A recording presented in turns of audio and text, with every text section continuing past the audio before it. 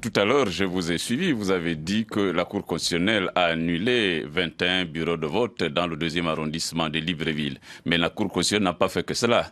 Elle a refusé la demande exprimée par M. Jean-Ping pour un recompte, et non pas seulement par M. Jean-Ping, mais exprimée par le peuple gabonais, par l'ensemble de la communauté internationale, pour recompter les voix, bureau de vote par bureau de vote, dans la province du Haut-Ogooué en particulier, et dans toutes les circonscriptions, dans toutes les provinces en général.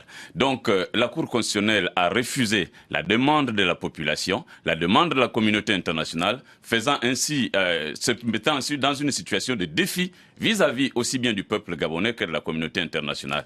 Le calme qui semble être un calme apparent, c'est simplement lié au fait que les populations sont en train d'attendre que M. Jean-Ping, qui était le principal, qui a été le demandeur vis-à-vis de la Cour constitutionnelle, puisse se prononcer par rapport à cette décision de la Cour constitutionnelle, qui est une décision particulièrement unique. Et nous ne les attendions pas à mieux que cela, étant entendu que la Cour constitutionnelle gabonaise est qualifiée d'être une sorte de tour de Pise, qui est toujours penchée d'un même côté, qui se penche toujours de même. En fait, elle ne se penche pas toujours, elle demeure penchée.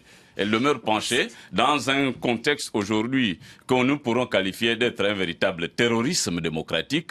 Nous pensons que aussi bien le peuple gabonais que la communauté internationale doivent mener un ensemble d'actions pour faire entendre raison à ceux qui veulent prendre en otage la paix et la démocratie. C'est pour ça que vous avez démissionné ? J'ai démissionné bien avant, parce que j'ai demandé à M. Ali Bongo Ndimba, d'une part, d'accepter le recomptage avant que les résultats provisoires ne soient rendus publics. Il a refusé. Je demandais autre chose. J'ai expliqué autre chose qu'il ne peut pas y avoir un accord qui intervient dans un processus électoral où les résultats sont transmis dans des procès-verbaux support papier et de façon traditionnelle. Et bien sûr, sur la base de ces grandes divergences, j'ai décidé de démissionner. Au jour d'aujourd'hui, ce que nous pensons qui doit se faire, c'est que le peuple gabonais ne se reconnaissant plus à travers ses représentants, nous devrons maintenant exercer la démocratie directe. Il faut que le peuple exprime sa souveraineté désormais directement, parce que la souveraineté nationale appartient au peuple et exerce cette souveraineté à travers ses représentants. Avec sous contrôle international ? Sous contrôle international, et à partir de ce moment, il faut reprendre les élections sous contrôle international, ou bien prendre un ensemble de mesures, un ensemble de sanctions qui peuvent être prises par la communauté internationale. D'une part, il faut que le peuple exprime sa souveraineté désormais directement, sans plus passer par des représentants qui n'en sont pas dignes. On a essayé toutes les institutions. Il se révèle que toutes les institutions représentatives ne sont pas dignes de l'être. Et vous avez vu, la première rupture a commencé par l'incendie de l'Assemblée nationale qui a été décidé par le peuple gabonais ne se reconnaissant plus à travers ses représentants. Pour l'instant, la situation reste calme, pour l'instant. Vous êtes en séjour à Paris, est-ce que ça veut dire que votre vie était menacée au Gabon ou pas ? Bien sûr que vous le savez que ma vie a été menacée à plusieurs reprises, à 4 reprises effectivement au Gabon. Mais ce qui importe aujourd'hui, ce n'est pas la vie d'un individu, c'est de faire en sorte que le peuple gabonais puisse recouvrer son entière souveraineté, l'exerce directement jusqu'à ce qu'une élection transparente soit organisée ou encore jusqu'à ce que la vérification de procès-verbaux soit obtenue devant tous les observateurs internationaux. Vous avez constaté qu'ils ont refusé que les observateurs de l'Union européenne puissent participer à ce recomptage, alors que le recomptage n'avait rien d'illégal. Et même sur cette question de la légalité ou pas du recomptage, vous avez bien constaté que la Cour constitutionnelle ne s'est pas prononcée du tout sur cette question parce qu'elle sait que le recomptage est illégal, étant entendu qu'il n'est pas interdit. Et le recomptage est légal, étant entendu qu'il n'est pas interdit. Est-ce que d'autres personnes qui étaient dans le gouvernement d'Ali Bongo ou qui le soutenaient vont faire comme vous ? Ceux qui ne parviennent pas à le faire, c'est simplement parce qu'ils ont peur des représailles.